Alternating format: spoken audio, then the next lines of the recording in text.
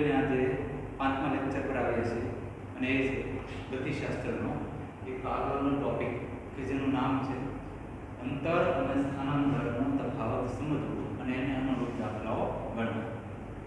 બે શબ્દો છે આપણી પાસે ગતિશાસ્ત્રમાં. એક અંતર, અંગ્રેજીમાં આપણે એવું કહી શકાય કે ડિસ્ટન્સ, અંતર. અંતર કોને કહેવાય એ સમજીએ. અને એક બીજો શબ્દ આવે છે સ્થાનાંતર. સ્થાનાંતર. તો અંતરમાં અને સ્થાનાંતરમાં શું તફાવત છે એ જોઈશું. પહેલો શબ્દ શરૂઆત કરીએ અંતર, ડિસ્ટન્સ. હવે કોઈ પણ જનરલી તમને કે કેટલું ડિસ્ટન્સ, અંતર તરત ખ્યાલ આવી જાય કે અંતર તો 5 મીટર, 15 મીટર, 50 મીટર તરત માપી શકાય. ધારો કે હું અહીંયા ઊભો છું તો અહીંયાથી હું 15 મીટર દૂર જાઉં તો મેં કેટલું અંતર કહેવું છે? 15 મીટર. ઓકે. કોઈ પણ પદાર્થ, વ્યક્તિ કે પદાર્થ કાપેલું કુલ અંતર ગણી શકીએ અને એને આપણે જનરલી ડિસ્ટન્સ અંતર કહેતા હોય છે. કપાતું અંતર અથવા તો બીજો એક શબ્દ છે પથ લંબાઈ. પથ અને બીજું નામ છે પથ લંબાઈ.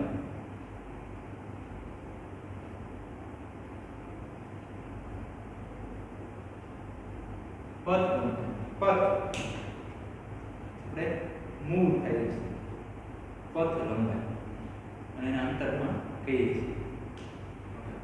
ધારો કે એની વ્યાખ્યા કરી દઉં.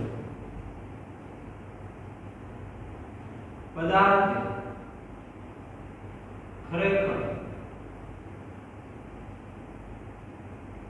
કાપેલ પથને અથવા પથ લંબાઈને તે અંતર કહે છે.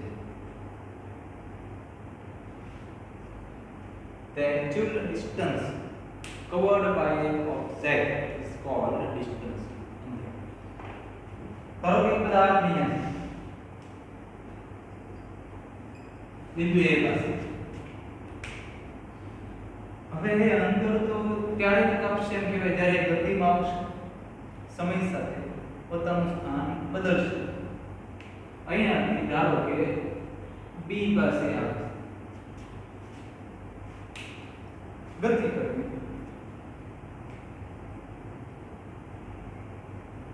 અહીંયા સુધી આવે છે તો આ કેટલી લંબાઈ થઈ એ માપીએ.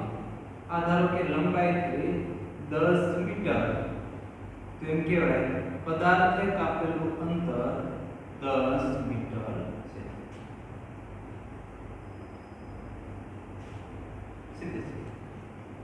જરૂરી નથી કે પદાર્થ સીધી રેખામાં ગતિ કરે, કોઈ પણ રીતે ગતિ કરે. ધારો પદાર્થ બિંદુ A પાસેથી શરૂઆત કરે છે અને અહીંયા આવે છે બિંદુ B પાસે. આટલું અંતર આવે. ધારો કે આ છે 8 મીટર. હું જે મીટર બોલું છું એ ખરેખર તો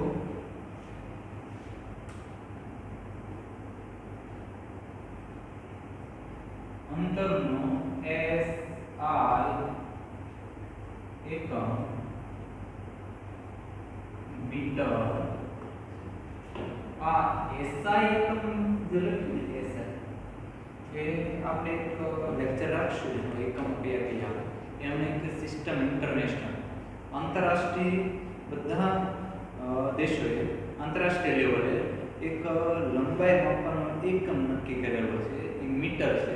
ઇન્ડિયામાં કોઈ અંતર માપતા હોય, કોઈ યુરોપ કે અમેરિકાના કોઈ ખંડમાં ત્યાં કોઈ દેશના લોકો એન્જિનિયર જે છે અંતર માપતા હોય તો એનો એકમ હંમેશા મીટર હોય. એ ધ સ્ટાન્ડર્ડ સિસ્ટમ ઇન્ટરનેશનલ આંતરરાષ્ટ્રીય લેવલે લંબાઈનું એકમ મીટર છે. આ સંજ્ઞા પદ્ધતિ કહેવાય.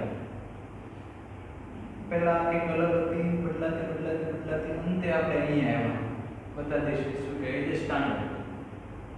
અને એ પદ્ધતિમાં એને એકમ મીટર છે અને આપણે હંમેશા મીટરમાં વાત કરીશું. જરૂર પડે ત્યારે કિલોમીટર ને એમ પણ વાત કરાય, પણ એ પછી એકમને કિલોમીટરમાં અને સેન્ટીમીટરમાં રૂપાંતરિત કરેલા હોય, બરાબર. એટલે a થી b સુધી 8 મીટરની લંબાઈ છે, એટલે એટલું અંતર કાપે. ત્યારબાદ બધા b થી અહીંયા c પાસે જાય છે. a થી b અને b થી c, અને આ અંતર ધારો કે છે 12 મીટર, બરાબર. એટલે કે AB = 8 મીટર, BC = 12 મીટર. તો પદાર્થે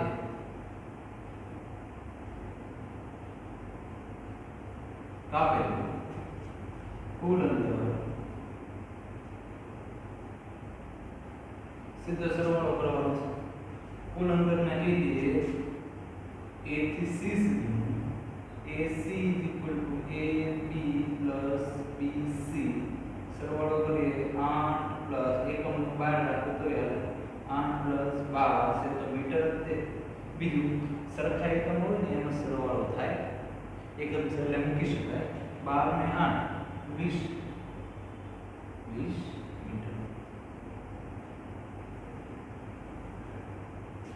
પદાર્થે કાપેલું કુલ અંતર છે 20 મીટર. બહુ સીધી વસ્તુ છે. અંતર માપવું બહુ સહેલું છે. જ્યાં જ્યાં પદાર્થ ગતિ કરીને જાય છે બધું માપી લેવાનું છે, A to Z. સીધી D થી F જ્યાં A થી Z માપી લો એ અંતર. બીજું અંતરનો SI એકમ છે. અંતર વિશે થોડી વાતચીત કરીએ. અંતર અદિશ્ય રાશિ છે, સ્કેલર ક્વોન્ટિટી, ફિઝિકલ ક્વોન્ટિટી છે, અદિશ રાશિ.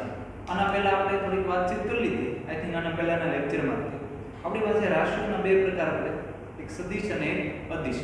જેના વર્ણન માટે દિશાની જરૂર છે એ સદિશ, બાકીના બધા અદિશ, જેને માત્ર મૂલ્ય હોય. અહીં તો અંતરને માત્ર મૂલ્ય છે, 10 મીટર, 8 મીટર, 12 મીટર, 20 મીટર, માત્ર મૂલ્ય છે. હું અહીંયાથી 20 મીટર આમથી આમી જાઉં, 20 મીટર અહીંયાથી આમી જાઉં, ઉપરથી આમ જાઉં, કોઈ પણ દિશામાં જાઓ, 20 મીટર અંતર, દિશાનો કોઈ બદલાવ નથી. 20 મીટર એટલે એમ કહેવાય છે કે અંતર છે અદિશ્ય રાશિ છે. ઓકે, બીજો શબ્દ છે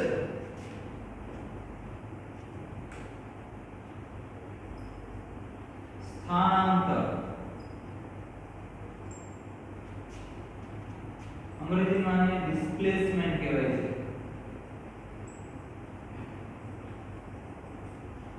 ડિસ્પ્લેસમેન્ટ, સ્થાનાંતર, ડિસ્પ્લેસ તો અહીંથી અહીં. હવે એમાં થોડો કેવો ફેર છે, સમજવા જેવો છે. સમજવા માટે તો આપણે ભણીશું. ધારો કોઈ એક પદાર્થ બિંદુ A થી શરૂઆત કરે છે અને બિંદુ B પાસે જાય છે,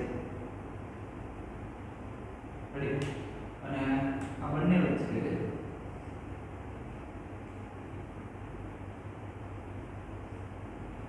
ધારો કે 15 મીટરનું ડિસ્ટન્સ છે.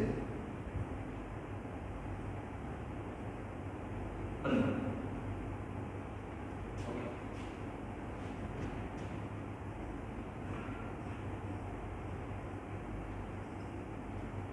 તો આ 15 મીટર સ્થાનાંતર કહેવાય. તો કોઈ એમ કહે છે અંતર એ રીતે 15 મીટર જ થયું. હા, બરાબર છે. અંતર એ 15 મીટર અને સ્થાનાંતર પણ 15 મીટર. સ્થાનાંતર એટલે A થી B સુધી જાય છે. અંતર એ 15, સ્થાનાંતર પણ 15. તફાવત ક્યાં પડે છે? ધારો કે કોઈ પદાર્થ A થી શરૂ કરે છે, અને B પાસે જાય છે.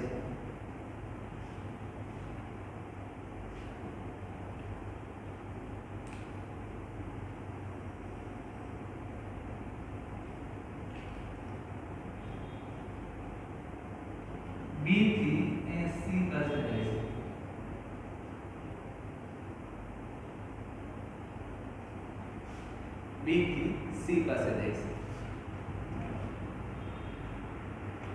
એ થી બી ધારો કે 10 મીટર, બી થી સી ધારો કે 15 મીટર.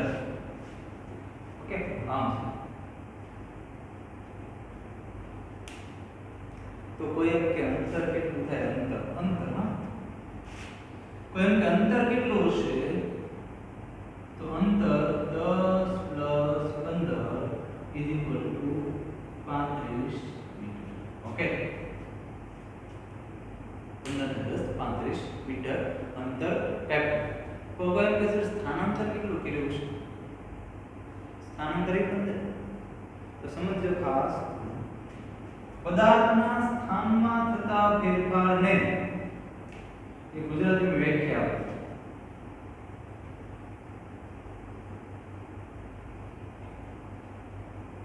પદાર્થના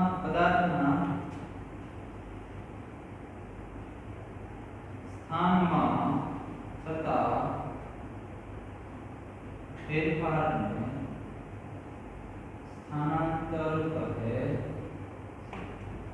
બીજી વ્યાખ્યા આ સમજી તમને કહો તો ખ્યાલ આવશે. સ્થાનાંતર કેટલું? સ્થાનાંતર ડિસ્પ્લેસમેન્ટ કેટલું? તો શરૂઆતનું બિંદુ A ત્યાંથી અંતે એનું સ્થાન કયું આવે છે? C. સ્થાનમાં ફેરફાર કયો? A થી C. એટલે કે આ જે ડોટેડ લાઈન દોરું છું, અહીંયા જે મેં લાઈન દોરી છે A થી C, આ સ્થાનાંતર AC એ 10 ને 15 જેટલું નથી. ધારો કે હું સ્કેલ લઈને અંતર માપું, અહીંથી અહીંયા સુધીનું અંતર માપું તો 35 થશે નહીં. ધારો કે એ થાય છે 30 અથવા તો 28. ધારો ફોર એક્ઝામ્પલ 28. તો અહીંયા સ્થાનાંતર = અંતર નહીં. સ્થાનાંતર લેસ ધેન અંતર. બેમાં ફેર આવશે. ફરજિયાત સ્થાનાંતર અને અંતર સમાન હોય એવું જરૂરી નથી. તમે એક જગ્યાએથી કંઈક જાઓ છો તો તમારું અંતર હોય ને હોય કંઈક તો અંતર કાપવાના હશે, બરાબર? પણ એવું બને કે સ્થાનાંતર નોય. અહીંયા તો થયું 28 મીટર થયું. એક પરિસ્થિતિ કહું તમને. ધારો કે તમે A બિંદુથી શરૂઆત કરી, 5 મીટર અહીંયા ગયા, B બિંદુ પાસે, B પાસેથી શરૂઆત કરી, C બિંદુ પાસે કેટલો 8 મીટર,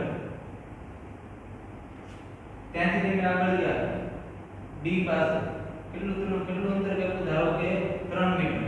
D થી પાછા E પાસે આવ્યા, કેટલું અંતર કાપ્યું? ધારો કે આ પણ 8 મીટર. અને E થી હજી તમે ગતિ શરૂ રાખો છો અને અહીંયા આવી ગયા A પાસે. આ ધારો કે 7 મીટર. તમારું પ્રારંભિક સ્થાન A, અંતિમ સ્થાન A. સ્થાનમાં ફેરફાર છો નહીં. એટલે એમાં લખવું હોય સ્થાનાંતર = 0 મીટર. યસ, સ્થાનાંતર એટલે 0. સ્થાનાંતર શૂન્ય પણ હોઈ શકે, સ્થાનાંતર અંતર જેટલું હોઈ શકે. હજી એક વસ્તુ કહું તમને. ધારો આ બધી વસ્તુ સમજો, ખ્યાલ આવશે. ધારો કે હું A બિંદુ પાસે છું, ત્યાંથી અહીંયા જાઉં છું B પાસે. ઓકે, ધારો કે 5 મિનિટ. B થી હું રિટર્ન થાઉં છું, અહીંયા અટકતો નથી, અહીંયા આવું છું C પાસે. આ B થી C મેં કહ્યું 15 મીટર. 15 ની ચલો 7 તો વિઝિબલ થાય કે એટલું અંતર છે માપશે ડાયમેન્શન સર 5 મીટર A થી B જાઉં છું B થી C આવું છું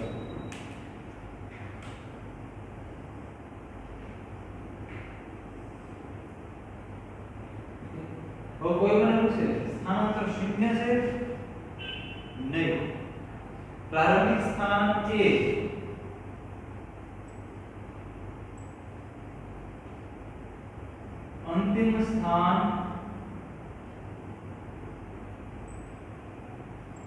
अंतिम स्थान C तो मारो स्थानांतर A થી C વચ્ચેનું કહેવાય A થી C વચ્ચેનું કહેવાય અને આ કેટલું છે ટોટલ 7 ને 5 તો કેટલું હોય તમને ખ્યાલ આવે 2 મીટર હોય ઠીક છે થોડું મેથી જોશો મેં લખ્યું છે 2 મીટર મારું સ્થાનાંતર 2 મીટર છે અચ્છા હું એક બીજી વ્યાખ્યા આપવા જઈ રહ્યો છું એક નવી વસ્તુ શીખવાની છે એની જગ્યા રાખી છે થોડો ફેરફાર પદાર્થે કોઈ ચોક્કસ દિશામાં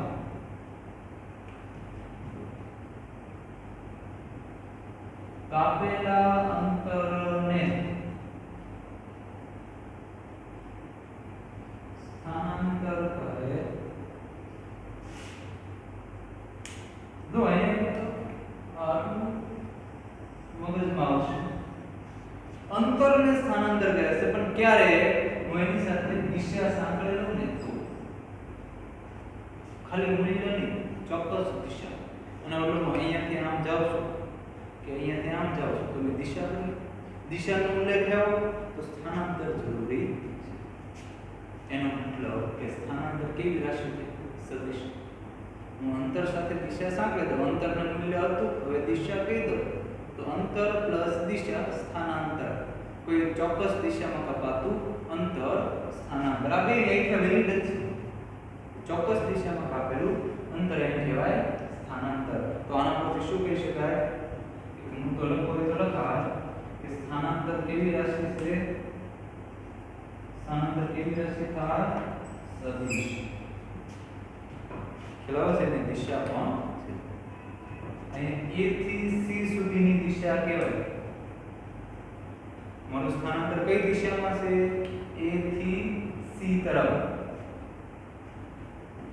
જમણી બાજુ તો અહીંયા કે મારું સ્થાનાંતર કઈ દિશામાં છે અહીંયા પણ A થી C તરફ પણ કઈ બાજુથી ડાબી બાજુ ડાબી બાજુ જમણી બાજુ એવું તો ઉલ્લેખ ન કરાય આપણે એટલા માટે આપણે શું કહેતા હોય છે કે જમણી બાજુને ધન કહી દઈએ ડાબી બાજુને ઋણ કહી દઈએ એટલે સ્થાનાંતર ધન હોય ઋણ હોય હું આ બાજુ ગમે ત્યારે ફાઇનલી પહોંચું તો ધન સ્થાનાંતર આ બાજુ આવું તો ઋણ સ્થાનાંતર અને જ્યાં તો ત્યાં આવી જાવ તો શૂન્ય સ્થાનાંતર તો કહેવાનો મતલબ એમ કે સ્થાનાંતર ધન હોય ઋણ હોય શૂન્ય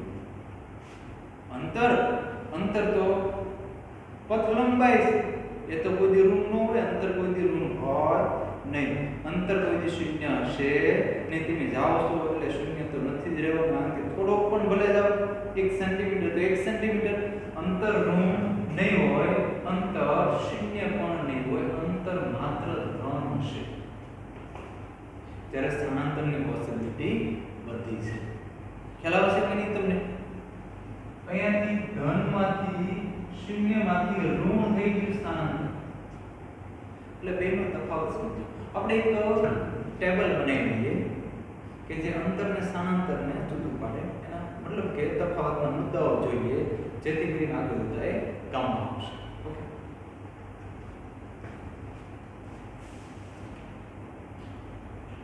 તો ચાલો મિત્રો થોડા તફાવતના મુદ્દાઓ ફટાફટ જોઈ લઈએ પહેલો મુદ્દો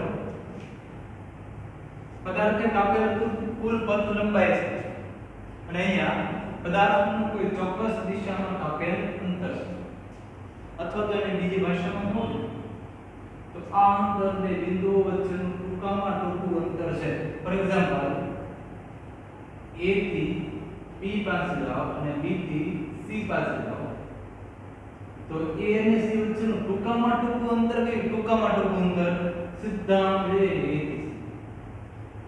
આ સ્થાનાંતર બરાબર બે બિંદુઓ વચ્ચેનું ટૂંકામાં ટૂંકું અંતર એ સ્થાનાંતર છે. તો કોઈ એમ કે અહીંયાથી આમ જાઓ ગોળ તો નહીં ટૂંકામાં ટૂંકું અંતર એમ પણ કહેવાય. બીજો તે અદિશ રાશિ છે તો આપણે જોયું અને દિશા આવે છે મતલબ કે સદિશ રાશિ. ત્રીજો મુદ્દો તેનું મૂલ્ય ક્યારે ઋણ કે શૂન્ય હોય શકે નહીં. અંતર ઋણ ન હોય શૂન્ય ન હોય. પદાર્થ નથી કરતો એટલે એનું અંતર કપાતું જ હોય ને ઋણ ક્યારેય નહીં થાય. અંતર હંમેશા વધતું જ જશે ઘટશે નહીં. જ્યારે સ્થાનાંતરનું મૂલ્ય ધન ઋણ કે શૂન્ય હોઈ શકે છે. એ ચોથો અંતર હંમેશા સ્થાનાંતર જેટલું કે તેના કરતા વધારે હોય છે. અંતર હંમેશા સ્થાનાંતર જેટલું કે વધારે. હવે જો અહીંયા જોડ અથવા એને ફરતી દોરું ફરતી એની આકૃતિ A B ને C. અંતર કેટલું? A થી B અને B થી C અને સ્થાનાંતર કેટલું ખાલી તો વધારે કોણ છે? અંતર ને સ્થાનાંતર ઓછું. એના મતલબ કે અંતર છે સ્થાનાંતર કરતા વધારે હોય ક્યારે હું ડાયરેક્ટલી A થી B અહીંયા જાઉં તો સમાન અહીંયા અંતર વધારે બરાબર. અંતર સ્થાનાંતર જેટલું હોય વધારે હોય તો આ બધું પરસ્પર વિરુદ્ધ. સ્થાનાંતર અંતર જેટલું હોય શકે અથવા તેનાથી શું હોય ઓછું હોય. આ વધારે હોય તો એવું શું હોય તફાવત છે ભાઈ. અને અગત્યનો પાંચમો સમય સાથે અંતરમાં ક્યારે ઘટાડો થાય કે હું અહીંયાથી જાઉં છું ધારો કે ભાવનગરથી અમદાવાદ જાઉં છું તો જેમ જેમ સમય વધે અમારું અંતર વધતું જ જાય. પણ હું ક્યારેક એવું નક્કી કરું કે ભાવનગરથી અમદાવાદ હજી હજુ ઘણો દૂર અડધે સુધી પહોંચો ત્યાંથી રિટર્ન થાવ તમારું અંતર તો વધતું જ જાય. અંતર તો મારું વધતું જ જાય. ધારો કે આ ભાવનગર છે અને અમદાવાદ છે. આ ભાવનગર છે અને આ અમદાવાદ છે. તો અહીંયાથી હું અહીંયા આવું ધારો કે ફોર એક્ઝામ્પલ સમય સાથે આગળ જાઉં છું મારું અંતર વધતું જાય. અહીંયાથી હું રિટર્ન થાઉં છું અને અહીંયા આવી જાઉં તો અંતર તો આટલું પ્લસ આટલું અંતર અહીંયાથી એનો ડબલ થાય. અંતર શૂન્ય નહીં થાય પણ અહીંયા સ્થાનાંતર શૂન્ય થાય. સમય સાથે સ્થાનાંતર વધે વધે વધે સ્થાનાંતર વધે છે. હજી સમય વધે છે સ્થાનાંતર ઘટે છે સ્થાનાંતર ઘટે શૂન્ય પણ થાય છે. ખ્યાલ આવે છે? તો ગતિમાન પદાર્થ માટે અંતર શૂન્ય નહીં હોય પણ સ્થાનાંતર શૂન્ય થઈ જાય. જો અહીંયા જોઈ લો સમય સાથે સ્થાનાંતરમાં વધારો અથવા ઘટાડો થઈ શકે છે. આમ થાય ત્યારે વધારો આમ થાય ત્યારે ઘટાડો બે થઈ શકે. અને ગતિમાન પદાર્થ માટે શૂન્ય પણ હોઈ શકે છે. એટલે કે જો પદાર્થ ગતિ કરતો હોય તો એક સમય એવો આવે કે સ્થાનાંતર થઈ જાય. મતલબ કે હું ધારો કે એમ કહું ભાવનગરથી અમદાવાદ જાઉં છું સ્થાનાંતર કર્યું ઓકે. અમદાવાદથી ભાવનગર આવી જાવ સ્થાનાંતર ઘટતું ઘટતું શૂન્ય અંતર શૂન્ય થયું નહીં.